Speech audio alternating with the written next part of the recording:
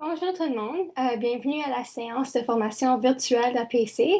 Nous sommes extrêmement ravis de vous avoir dans notre équipe et on vous remercie pour votre contribution à notre initiative. Je m'appelle Emma et je suis une des coprésidentes pour l'année scolaire 2022-2023. Juste pour m'introduire un peu, je suis en quatrième année en sciences infirmières à l'Université d'Ottawa et je fais partie d'APC pas mal depuis le début de mon bac. Alors, on est là aujourd'hui pour faire un survol d'APC, les services qu'on offre, comment ça fonctionne et pour vous guider dans votre tutorat. Alors, la mission d'Apprendre pour la charité est surtout d'enrichir l'apprentissage des étudiants de l'Université d'Ottawa et d'offrir aux étudiants de haut calibre, comme vous, l'occasion d'enseigner et de consolider vos connaissances dans vos cours. Mais aussi en soutenant une belle cause. Alors, 100% de nos profits sont versés à la Fondation CHIO pour aider avec la recherche pédiatrique. Alors, juste pour séparer le tutorat en deux blocs, en premier, il y a vous, les tuteurs et tutrices.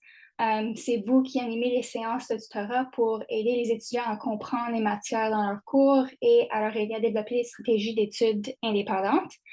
Ensuite, les étudiants, alors ce sont nos clients. Ils peuvent être n'importe qui, alors les élèves de l'Université d'Ottawa, les élèves d'autres universités et même les élèves du secondaire. Juste une petite remarque à ce sujet-là. Pour les séances de tutorat en personne, si vous décidez d'en faire, on demande qu'ils soient tous sur le campus et seulement avec les étudiants de l'Université d'Ottawa, juste pour assurer la sécurité de tout le monde. Ensuite, juste quelques changements à l'intérieur d'APC pour cette année. On est super excités d'annoncer le retour au tutorat en personne sur le campus pour ceux qui sont intéressés. Ensuite, tous les membres, y compris vous les tuteurs, seront invités aux 10 premières minutes des réunions virtuelles du conseil exécutif à chaque mois pour partager les idées et ou des préoccupations. En passant, cette option est entièrement facultative. C'est juste une façon de vous impliquer davantage dans le club si vous voulez. Ensuite, on continue avec les virements électroniques comme la seule méthode de paiement pour toutes les séances, même pour les rencontres en personne. Si vous êtes avec APC depuis longtemps, peut-être vous vous souvenez de l'équipe logistique qui n'existe plus. Donc, toutes les demandes de tutorat sont adressées directement à vous, les tuteurs. Finalement, on continue avec le programme de mentorat pour soutenir nos tuteurs et n'importe quel autre étudiant qui serait intéressé à y participer. OK. Maintenant, juste pour passer rapidement à travers le processus du début à la fin d'une séance de tutorat avec APC. Alors, en premier, l'étudiant vous enverra un courriel pour demander une séance. Rappelle que vos courriels seront tous disponibles en ligne sur notre site web public. Ensuite, si vous décidez d'accepter la séance, vous répondez à l'étudiant pour arranger votre rencontre. Vous allez leur envoyer un courriel de rappel la veille. En passant, on a des modèles de courriel pour vous aider avec toutes vos communications avec les étudiants. Alors, on vous encourage fortement à les utiliser. Ensuite, vous allez poursuivre avec la session. Finalement, vous allez remplir le formulaire de signature. Cette étape est super importante parce que c'est le seul moyen pour nous de savoir qu'une séance s'est produite. Et pour le paiement à la fin de chaque session, demandez à l'élève d'envoyer un virement électronique immédiatement et directement au compte d'APC. Alors, l'adresse, c'est learningforcharity@gmail.com. Il ne devrait pas avoir besoin d'une question de sécurité, mais si jamais il faut, vous pouvez juste leur dire de mettre LFC 123. Quelques autres conseils. On vous demande de vérifier vos courriels à tous les jours. En cas d'urgence où vous ne pouvez pas vous présenter à la session que vous avez arrangée, envoyez un courriel à APC et à l'étudiant juste pour vous expliquer. Si l'étudiant ne se présente pas pour les premières 15 minutes de votre session que vous avez arrangée et qu'il ou elle ne vous a pas contacté par courriel ou d'une autre façon, la session est annulée. Alors, on veut vraiment respecter votre temps. Ensuite, si jamais l'étudiant refuse de payer pour une raison quelconque après la séance, essayez de lui convaincre. On amasse des dons pour une très, très belle cause, alors faites de votre mieux.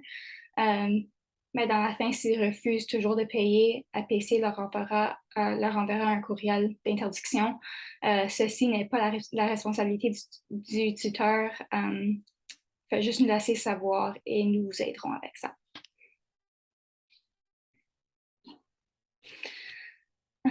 OK, si vous avez une urgence pendant la séance, on comprend qu'il y a des choses qui arrivent. Faites juste laisser savoir l'étudiant et APC. Ensuite, si jamais vous avez une séance qui ne va pas très bien, alors l'étudiant n'est pas satisfait, il veut quitter, essayez de ne pas vous décourager. Essayez juste de comprendre ce qui s'est passé pour vous améliorer la prochaine fois.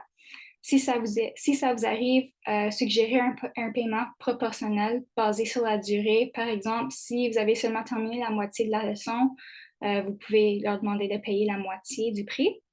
D'habitude, ça n'arrive pas, mais des choses peuvent arriver.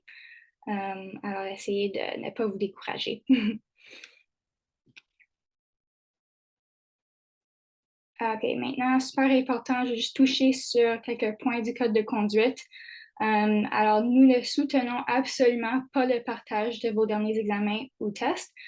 Si les examens antérieurs sont utilisés comme outil d'étude, ils doivent absolument être obtenus par l'étudiant auprès de son prof. Idéalement, vous devriez plutôt travailler les concepts généraux et pas les examens. Vous pouvez aider les élèves à comprendre leurs devoirs, mais ne faites absolument pas leurs devoirs pour eux. Utilisez votre jugement ici pour déterminer les limites au cours de la session. Aussi, pour les cours virtuels, si jamais vous avez un étudiant qui a un examen à domicile, super important, ne soyez absolument jamais en contact avec l'étudiant pendant leur examen. Ceci est de la fraude académique. Alors, absolument à éviter. Finalement, soyez empathique envers vos étudiants. L'empathie peut grandement motiver. Il existe également de nombreux services de soutien que vous pouvez recommander si jamais vous voyez que quelque chose ne va pas bien avec l'étudiant, y compris notre propre initiative de mentorat. OK, fini avec le sérieux. J'ai mentionné tantôt que vos courriels seront disponibles sur notre site web afin que les étudiants puissent vous contacter pour demander une séance. Et voici comment les mettre sur notre site. Alors, on utilise le document principal des disponibilités. Alors, c'est un document Google partagé et c'est là où vous allez mettre les cours que vous voulez offrir. Quand vous êtes disponible, si vous voulez faire votre tutorat en ligne ou en personne, ou les deux. Alors, voici à l'écran juste le lien vers le vrai document public que vous pouvez aller modifier. Et un tutoriel si jamais vous cherchez des exemples pour voir comment les autres ont rempli. Okay. Dans les documents de disponibilité, on utilise des étiquettes pour communiquer différentes choses. Par exemple, vous pouvez mettre le mot away devant votre nom pour indiquer que vous n'êtes pas disponible ou que vous ne voulez pas qu'on vous contacte pour une séance temporairement. Ensuite, si on arrive vers la fin d'un semestre et que vous n'avez pas encore eu l'occasion de faire du tutorat, vous pouvez écrire top à côté de votre nom pour communiquer que vous voulez contacter en premier si jamais quelqu'un cherche un tuteur pour un cours que vous voulez enseigner. Par contre, gardez en tête que certains cours, par exemple bio, ANP, psycho, etc., ne sont pas super populaires. So, si vous mettez seulement votre nom avec ces cours-là, c'est possible que vous n'aurez pas beaucoup de demandes. Alors, juste quelque chose à garder en tête. Un autre document super important, c'est le formulaire de signature ou le formulaire de fin session. Alors, c'est votre responsabilité en tant que tuteur de le remplir à la fin de chaque session avec l'étudiant pour nous laisser savoir qu'une rencontre s'est produite. Alors, c'est à ce moment-là où vous devez demander à l'étudiant d'envoyer le virement électronique. Si vous faites une erreur, vous pouvez modifier vos réponses à travers le courriel de confirmation qui vous sera envoyé. S'il vous plaît, ne pas soumettre deux formulaires à la fin d'une session juste pour ne pas compliquer les choses de notre part. OK, alors on a parlé de plusieurs documents jusqu'à présent à travers la présentation. On vous a créé un document qui contient tous les liens dans un endroit pour vous aider à vous organiser. Euh, alors, ils sont tous là. Vous pouvez garder le lien, sauvegarder le lien en quelque part juste pour vous aider à vous organiser. OK, fini avec la première partie.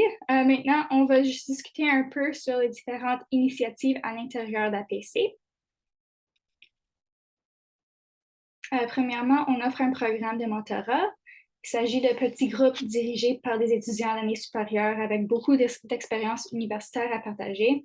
Vous pouvez vous joindre si vous êtes tuteur et vous cherchez pour des conseils de tutorat, ou aussi si vous cherchez juste un endroit pour socialiser et rencontrer du monde.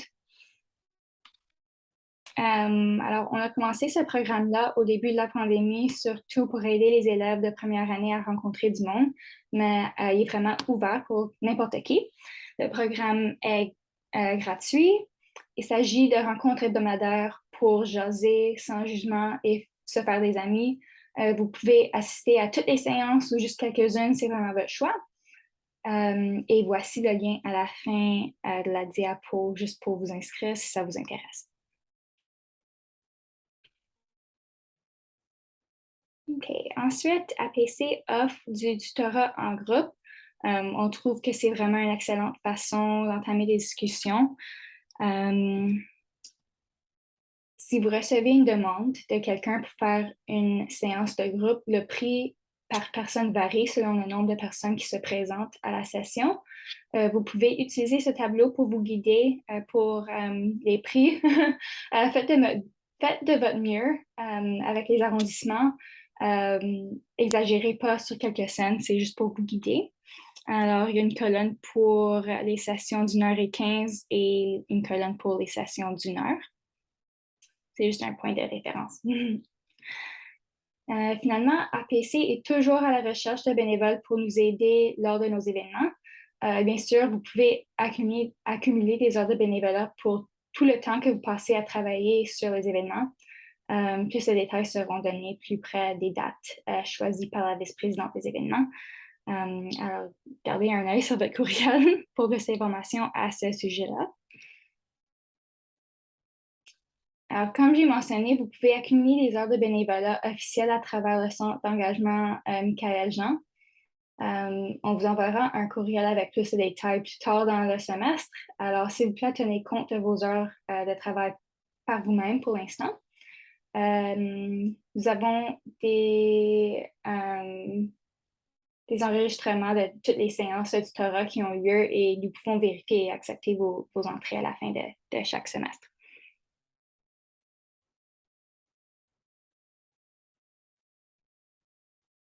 Euh, Assurez-vous d'enregistrer tout le temps que vous passez à travailler sur vos tâches avec APC. Alors, cela comprend le tutorat. Alors, additionnez le temps que vous passez au tutorat, le temps passé à organiser la séance, le temps passé à gérer les difficultés techniques, etc. Alors, généralement, ça équivaut à votre temps au tutorat plus jusqu'à 30 minutes de surplus. Vous pouvez aussi additionner vos heures dans les réunions ou formations, y compris aujourd'hui. Tout le temps que vous passez à promouvoir notre initiative, si vous décidez d'aider avec ça. Le temps que vous passez à réviser le matériel pour vous préparer pour une séance et le temps passé au travail pour nous aider avec nos événements. Juste à noter, l'implication dans le programme de mentorat en tant que mentoré ne compte pas, juste parce qu'il s'agit d'un groupe social. OK, donc on a parlé un peu de comment fonctionne APC et on a touché sur des règles de base. Maintenant, pour des conseils pour vous guider et vous aider à savoir quoi faire pendant une séance de tutorat. Alors, les prochaines diapos peuvent vous guider ou vous aider à améliorer vos compétences en tutorat. Alors, conseil numéro 1, c'est planifier à l'avance. On vous suggère fortement de communiquer avec l'étudiant à l'avance pour déterminer le contenu dont vous voulez réviser ensemble. Faire une liste contenant tous les sujets que vous aimeriez aborder au cours de la séance, du plus important au moins important. Pour chaque point sur cette liste, assurez-vous de rassembler le matériel nécessaire à l'avance. Et puis avant la session, contactez l'étudiant pour lui rappeler du matériel que lui doit apporter, surtout si vous faisiez une rencontre en personne, par exemple leur devoir, leur manuel, papier, crayon, etc. Ensuite, assurez-vous d'avoir tout le matériel nécessaire devant vous avant de commencer. Vous pouvez utiliser les manuels ou ressources en ligne pour préparer des questions ou sujets de révision à l'avance.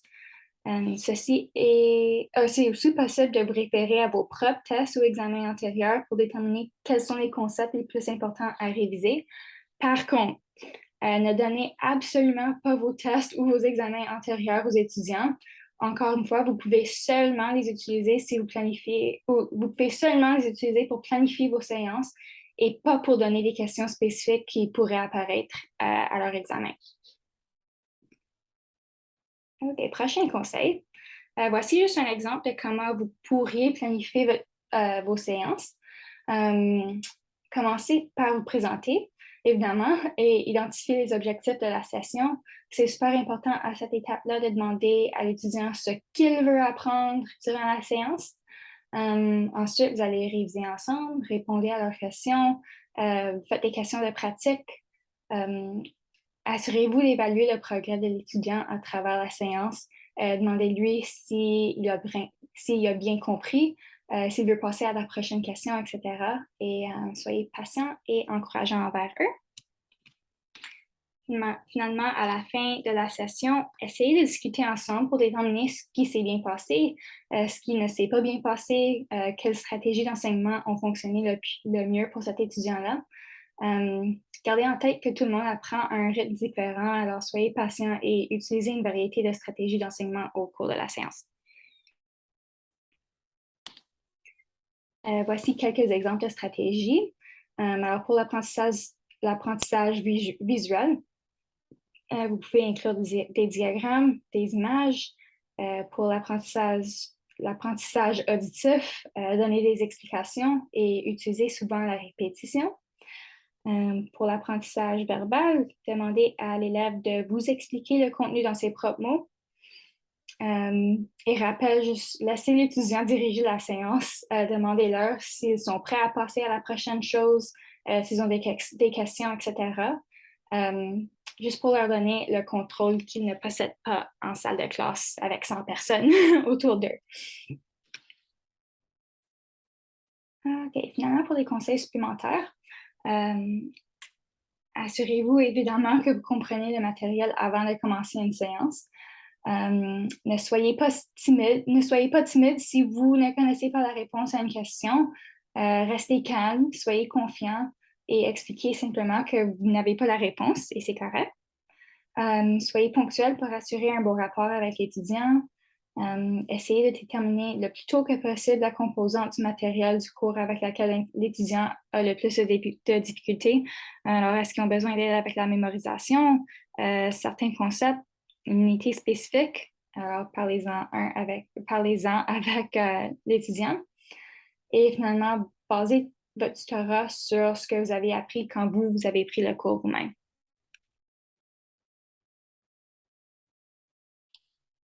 Voici juste quelques points de réflexion si vous cherchez des moyens à vous améliorer. Vous pouvez faire ça vous-même après vos séances si vous voulez.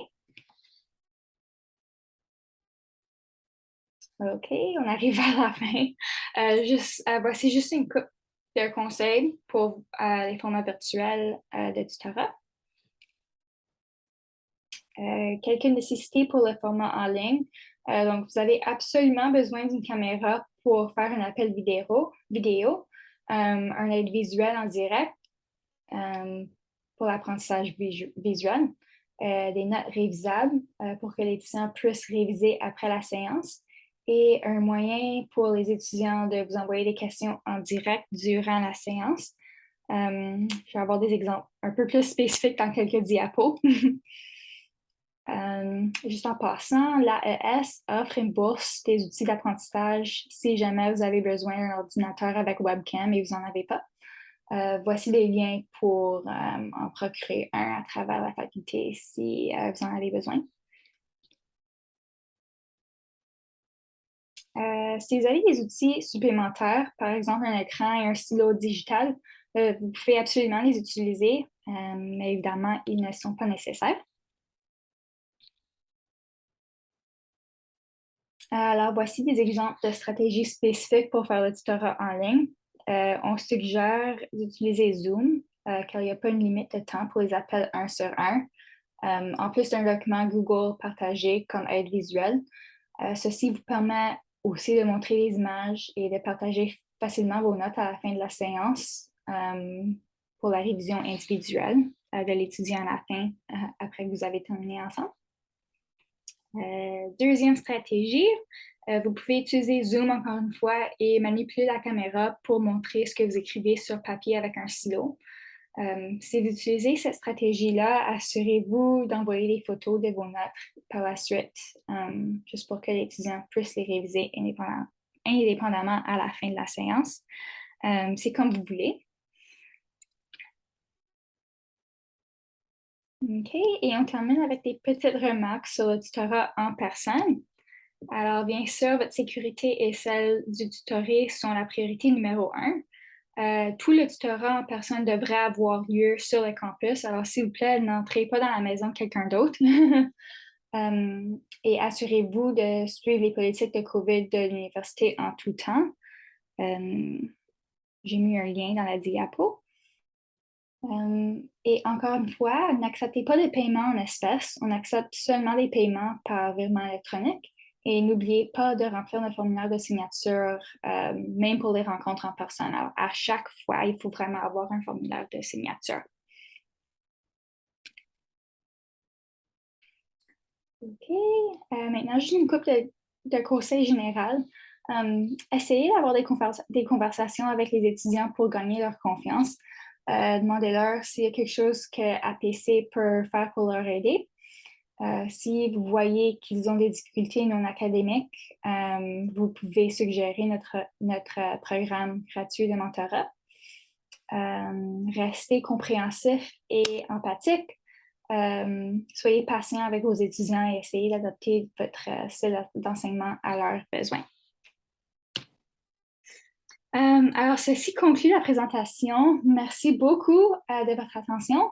Encore une fois, on est super, super heureux de vous avoir dans notre équipe. Je pense qu'on va avoir une très, très belle année ensemble, surtout parce qu'on veut essayer de faire des activités de groupe de fun avec les tuteurs cette année, avec le retour au campus. N'hésitez pas à nous envoyer un courriel si vous avez des questions. Merci encore et bon tutorat. Bye!